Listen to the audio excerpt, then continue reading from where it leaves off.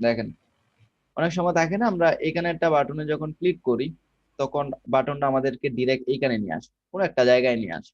হুম? মানে স্ক্রল করতে হয় না, অটোমেটিক চলে আসে। সেক্ষেত্রে আমরা এখানে গেলাম, সিএসএস আইডি হিসেবে আমরা দিলাম সুমন। একটা সিএসএস আইডি বসালাম।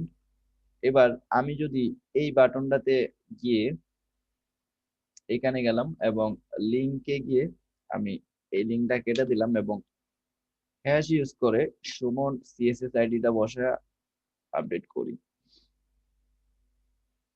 আপডেট হলো। এবার যদি আমি এখানে ক্লিক করে এটা স্ক্রল করে এখানে নিয়ে আসলো, বুঝতে পারছি কেন আসলো? জি জি ভাই, ভাই, ওই যে আইডি কল করা হয়েছে। আইডি ইউজ করার কারণে। মার্জিন প্যাডিং কেউরে ঠিক নাই, সো মার্জিন প্যাডিংটা একটু ঠিক করে নিয়ে আসবেন।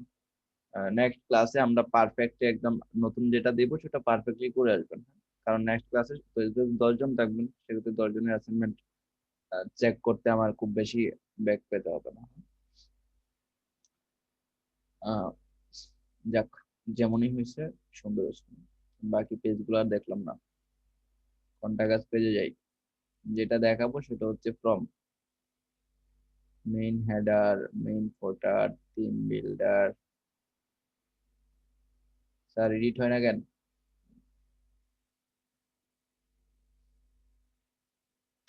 ভাইয়া ওই যে ওইটা দেখাবেন একটু, ওই যে কিভাবে ওই যে একটা বক্স আর একটা বক্সের ভিতরে চলে গেল আর কি। হয়েছিলেন? স্যার বুঝতে পারিনি আর কি। বুঝতে পারেন না সেটা বলেন, আমরা তো মাত্র বুঝে শেষ করলাম। ডুপ্লিকেট করি, এগেন এই কলামের নিচে একটা কলামে এটা এরকম রাখলাম। আমি যাচ্ছি এইটা এটার উপরে নিব, রাইট? তাই তো? হ্যাঁ ভাইয়া, মানে না ভাই, নীলটা আর কি ইয়ার ভিতরে আবার থাকবে। এইটা হ্যাঁ, আর লালটা হচ্ছে নীলের উপরে চলে আসবে, এরকম কিছু। হ্যাঁ, মানে এটাকে এটা তো এটার ভাই উপরে ফুল নিচ্ছি, তারপরে এটাকে এটার উপরে নিব, একই জিনিস। এটাকে দেখেন, এটাকে যদি আমি মাইনাস প্যাডিং দেই, এটা সুইচ করার পর প্যাডিং দিলে উপরে, প্লাস দিলে নিচে আসবে, তার মানে মাইনাস দিলে তো উপরে যাবে, তাই না? জি ভাই। 200 মাইনাস দিয়ে উপরে নিয়ে গেলাম, উপরে আসছে। হ্যাঁ ভাই আমি আসছে। যদি এটার ব্যাকগ্রাউন্ড কালারটা ট্রান্সপারেন্ট করে দিই তাহলে দেখতে পারবেন। দেখেন এটার উপরে গেছে না? ও আচ্ছা। হ্যালো, জি। এবার আমি যাচ্ছি, এটা তো হবে না, আমি চাই রেড সামনে আসবে আর ব্লুটা পিছনে যাবে। সেক্ষেত্রে আমি এই সেকশনে গেলাম, এখানে আসলাম, জেড ইন্ডেক্সে আমি এইটার অন করে দিলাম ইম্পর্টেন্ট। তখন কি হলো, ব্লুটা নিচে বুঝতে চলে পারছি, গেল, রেডটা সামনে চলে আসছে। বুঝতে পারছি ভাই। বুঝতে পারছি? আচ্ছা, জি ভাই। ওকে। থ্যাংক ইউ ভাই। সবচেয়ে ইম্পর্টেন্ট কিন্তু এটা, হ্যাঁ, ওই যে যেটা দেখাইলাম, এখানে ক্লিক করলে নিচে চলে আসে। তার আগে একটা জিনিস দেখাই, সেটা হচ্ছে কল টু অ্যাকশন বাটন, যেটা খুবই ইম্পর্টেন্ট। ক্লায়েন্ট এসে বলে সিটিএ, এটা এইভাবে বলে, আই নিড সিটিএ, হ্যাঁ, এটার মানেও call to action. CTN button বা কল টু অ্যাকশন, এটা খুব ইজি জিনিস, ভাববেন না এটা কি জিনিস। দেখেন এখানে একটা অপশন মেবি আছে কল টু অ্যাকশন, সম্ভবত। এই দেখেন কল টু অ্যাকশন, এখানে ইমেজ থাকে, কিছু হেডিং থাকে, হেডিং থাকে, টেক্সট থাকে, ক্লিক করলে অন্য একটা জায়গায় যায়। ইমেজ নাও থাকতে পারে, শুধু হেডিং, এই টেক্সট, তারপর বাটন থাকতে পারে, সেটাও কল টু অ্যাকশন বাটন। কিছুই থাকলো না, শুধু এই টেক্সটটা বাটন, এটাও কল টু অ্যাকশন বাটন। এইটা বেসিক্যালি এটাকে বলা হয় হিরো সেকশন, বেশিরভাগ সময় এটা উপরের দিকে থাকে। এইখানে দেখে ব্যানারের নিচে নিচে থাকে, ও সরি উপরেই তো ছিল। তারা দেখেন এইখানে যদি আমি একটা বাটন দিয়ে দিই তাহলে এটাও কিন্তু কল টু অ্যাকশন হয়ে গেল। ঠিক আছে, বুঝাতে পারছি কল টু অ্যাকশন কি? ক্লায়েন্ট এসে বলে কল টু অ্যাকশন, তখন হাঁ করে তাকায় থাকার কিছু নাই, এগুলা ক্লায়েন্ট বলে। হ্যাঁ, গেল। তারপর ক্লায়েন্ট আর কি চায়, ক্লায়েন্ট কি চায়, এইগুলাই তো আসলে। আচ্ছা দেখেন, আহ, আমরা যেটা দেখাতে যাচ্ছিলাম, আমরা একটা কন্টাক্ট ফর্ম দেখাবো। নতুন একটা পেজ নিয়ে নিই ডিরেক্ট, তাহলে ঝামেলাটা হবে না।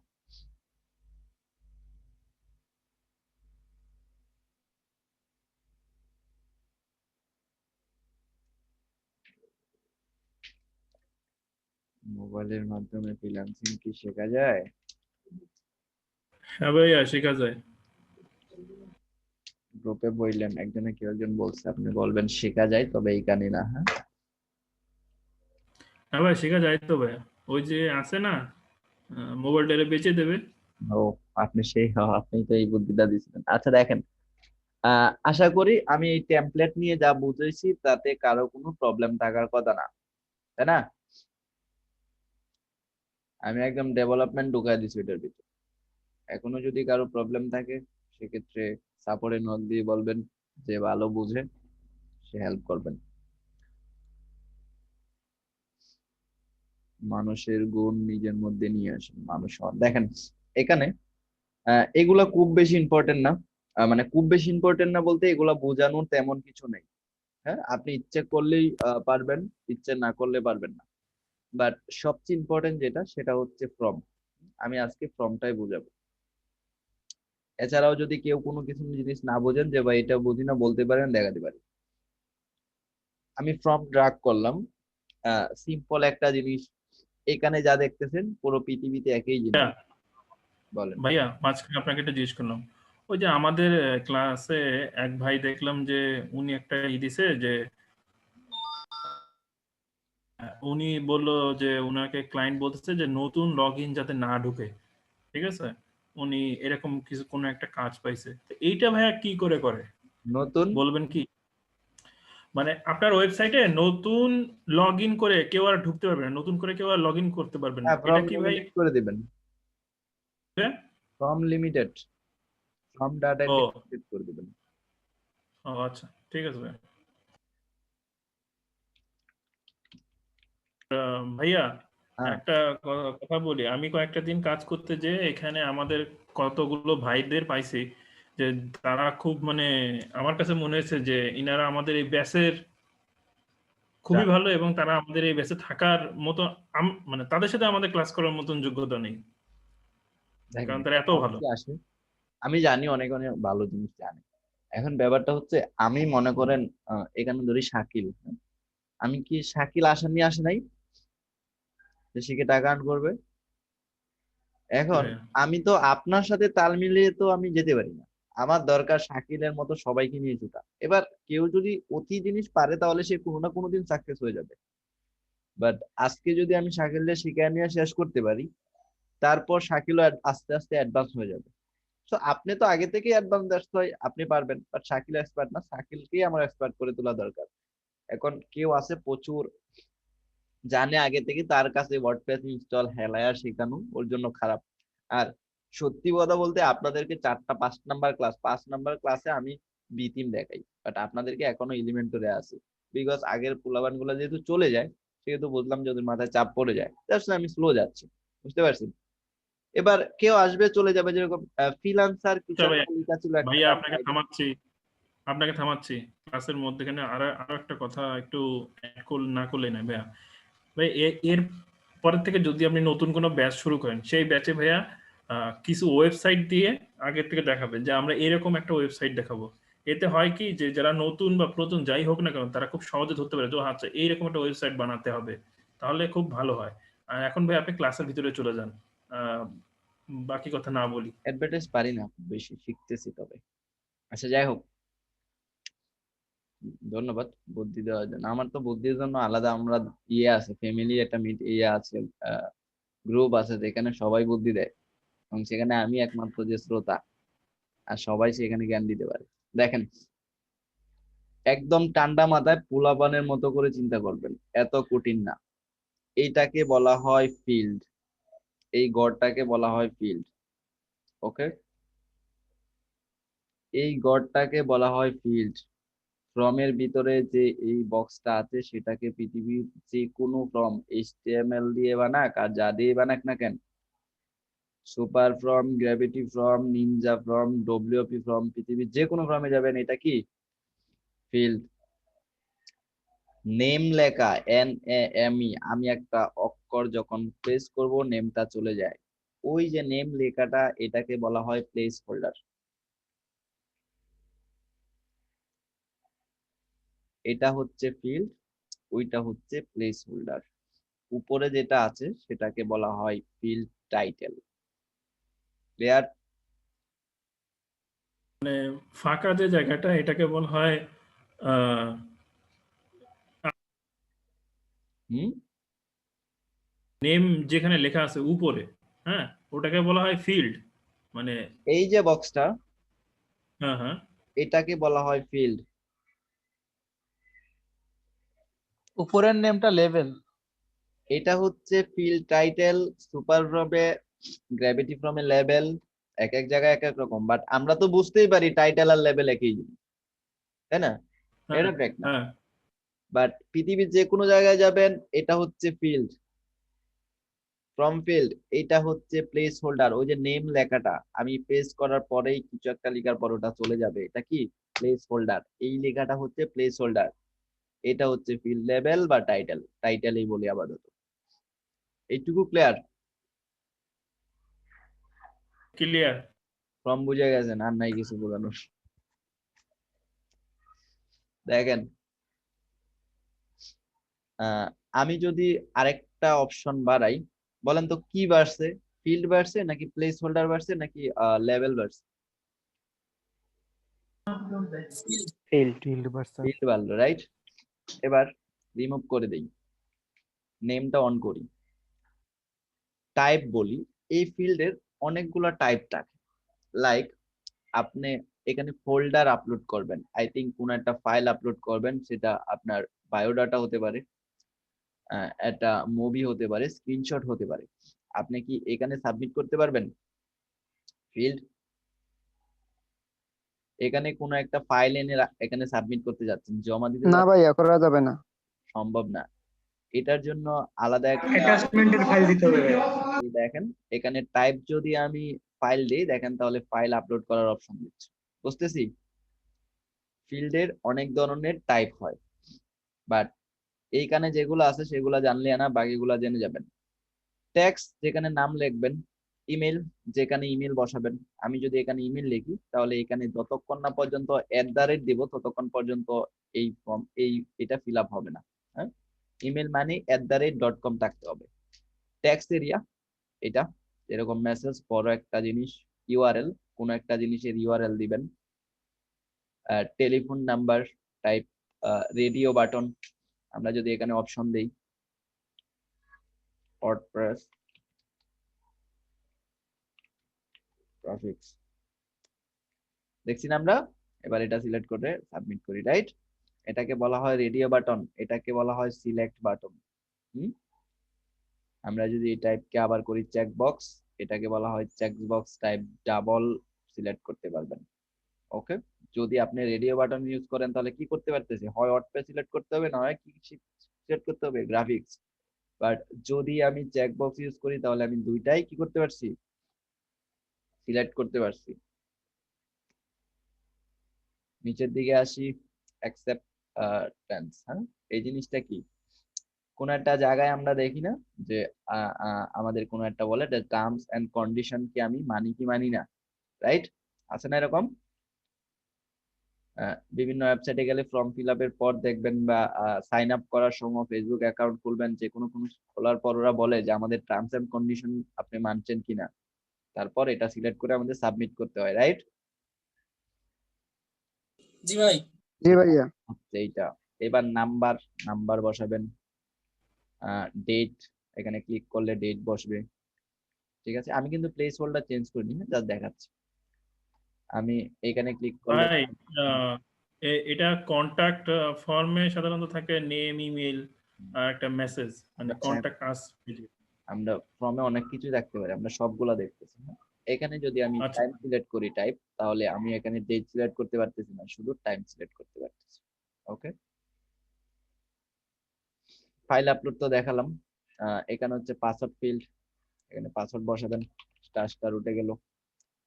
এখানে HTML কোনো কিছু বসাতে চাইলে বসাতে পারেন, হিডেন কিছু থাকলে সেটা রাখতে পারেন। মাল্টি স্টেপ থাকে, হ্যাঁ, একটা স্টেপ দুইটা স্টেপ থাকে না অনেক, এগুলো অ্যাডভান্স জিনিস। আপাতত ফিল্ড দেখি, রিক্যাপচার জন্য এপিআই কি বসাতে হয় এটা একটু দেখে নেন। এখন এপিআই কি বসানো অনেক টাইমের ব্যাপার। তার মানে আমরা মোটামুটি শিখে গেছি, রাইট? শিখে গেছি না? জি ভাইয়া। এবার চলেন অ্যাডভান্স জিনিস দেখি। আমি এখানে নিলাম উপরে নেম বসাই। দেখেন এটা কিন্তু মেনুর মতো, হ্যাঁ, ড্রাগ এন্ড ড্রপ করলেই এদিক সেদিক হচ্ছে। এখানে গিয়ে এটা প্লেস লেবেল রাখলাম first name. Internet connection, hello hello, জি ভাই, শোনা যায়। আমার ইন্টারনেট স্লো হয়েছে। আচ্ছা দেখেন, ফার্স্ট নেম রাখলাম। আমি যাচ্ছি ফার্স্ট নেমটা হাফ হবে, লাস্ট নেমটা হাফ হবে। সেক্ষেত্রে আমি এখানে দেখেন কলাম উইথ, এটা যদি আমি 50% করে দিই, অর্ধেক চলে আসলো। আমি এগেন আরেকটা নিলাম, সেটাও টাইপে কি ট্যাক্স, আমি নিলাম লাস্ট নেম। আমি এটা উপরে নিয়ে যাই এবং এইটারও কলাম উইথ দিয়ে দিই 50%। হলো হলো না? ও আচ্ছা, জি তার ভাই। মানে ভাই এখন বলেন তো, এখানে আমি এই এই কলামের থেকে এই যে এই ফিল্ডের থেকে এই ফিল্ড গুলার পার্থক্য কি জিনিস? কিছু একটা জিনিস মিসিং হচ্ছে, প্লেস হোল্ডার নাই। প্লেস হোল্ডার নেই। প্লেস হোল্ডার না। এবার আমি যদি ফার্স্ট নেম ইউজ করি, ওপেন করি, এবার এখানে লিখলাম right your first name, place holder দিলাম, জাস্ট একটা এক্সাম্পল, শেষ। এবার এখানে লেবেল দিলাম, প্লেস হোল্ডার দিলাম, রিকোয়ার্ড। এটা অন করি, অন করার আগে এটা অফ করে দিই, অফ করে দেখি কি হয় আসলে, তারপর আমরা বলতে পারবো।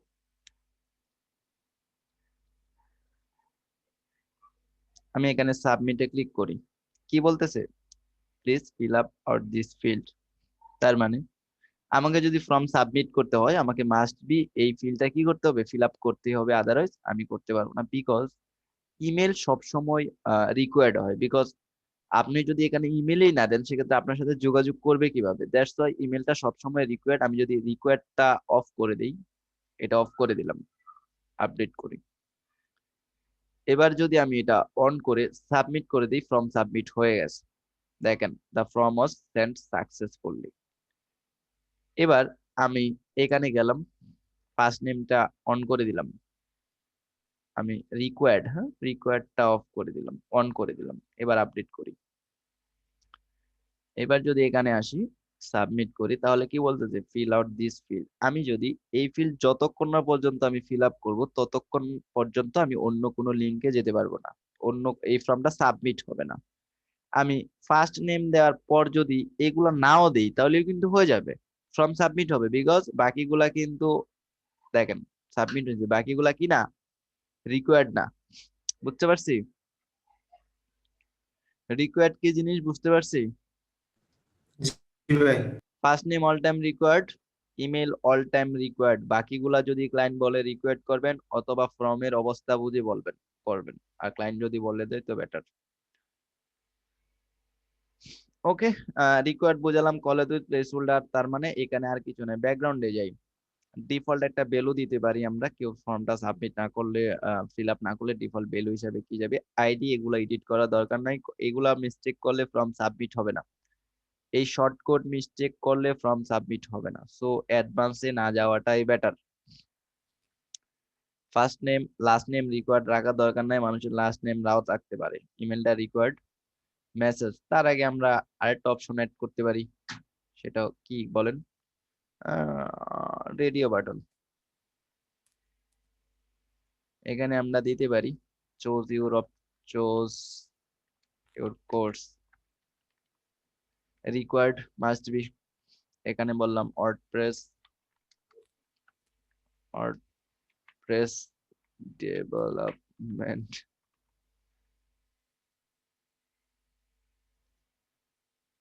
রেডিও বাটন রাখলাম। আরেকটা অ্যাড করি,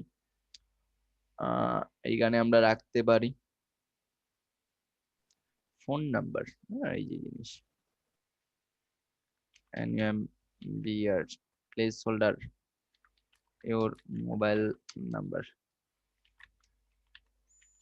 আমি চাইলে সেটা রেকর্ড করতে পারি, মিনিমাম ম্যাক্সিমাম কোন একটা ভ্যালু দিতে পারেন, এর উপরে সাবমিট করতে হবে। বাংলাদেশের ডিজিট 11, ম্যাক্সিমাম 15।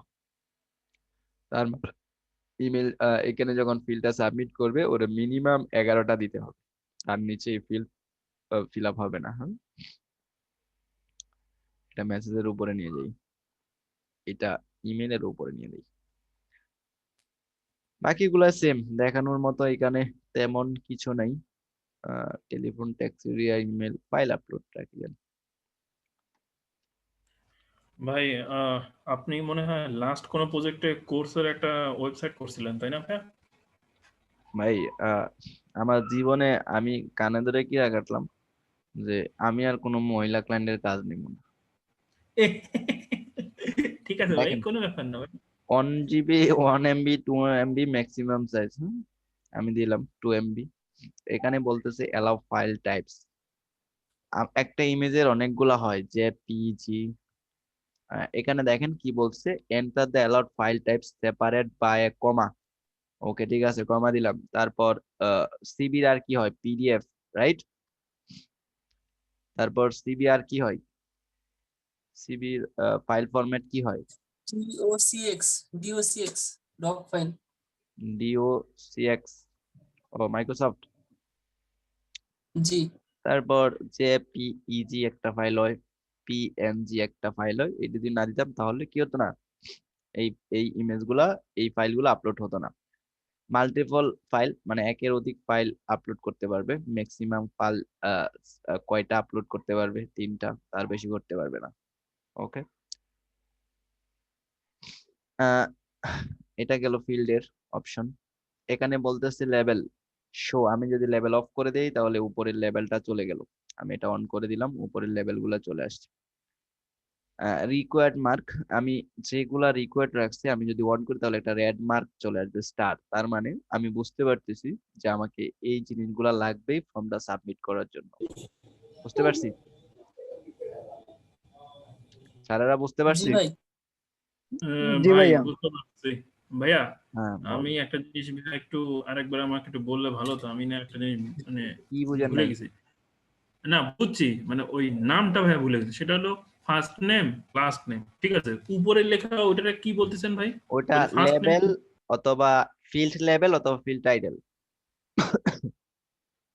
ভিতরে একটা রে ভাইয়া, প্লেস হোল্ডার। ভিতরে যে